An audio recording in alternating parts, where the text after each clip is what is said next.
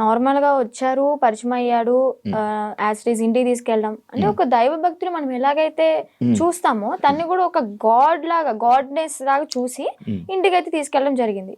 అది కాక నాకు భక్తి అంటే విపరీతమైన ఇష్టం అనమాట. టెంపుల్కి వెళ్ళడం, పూజించడం ప్రతిదీ పాటిస్తా.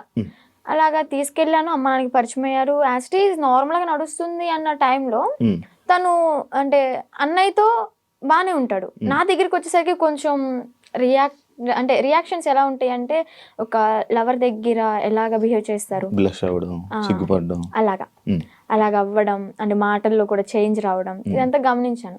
అయితే ఒకసారి ఏమైంది, తను ఫుడ్ తినేటప్పుడు నన్ను తినిపించమని చెప్పి అడిగాడు అనమాట. తినిపించాను. యాజ్ ఇట్ ఈజ్ అంటే మనం ఒక వేలో చూస్తున్నాం కాబట్టి బాగోదు, లేదు తినిపించను అంటే బాగోదు కదా, అందుకని ఓకే అని చెప్పని తినిపించడం జరిగింది. తను ఒక ముద్ద పెట్టుకున్న తర్వాత నన్ను ఫోర్స్ చేసి తిను, నువ్వు కూడా తిను అని చెప్పని ఇంకా తినిపించడం జరిగింది అనమాట. ఇలా తను ఒక ముద్ద, నేను ఒక ముద్ద అలా తినడం జరిగింది. ఇంకా మేము నార్మల్ గా అనుకున్నాం కదా, ఒక ప్రసాదం లాగా భావించి మనం తింటాం అనమాట. బట్ అందులో ఇంత మ్యాజిక్ ఉంటది, ఇలాగ నేను చేంజ్ అయిపోతాను, నా బాడీలో నా మాటల్లో ఇన్ని చేంజెస్ వస్తాయని నేను ఎక్స్పెక్ట్ చేయలేదు అనమాట.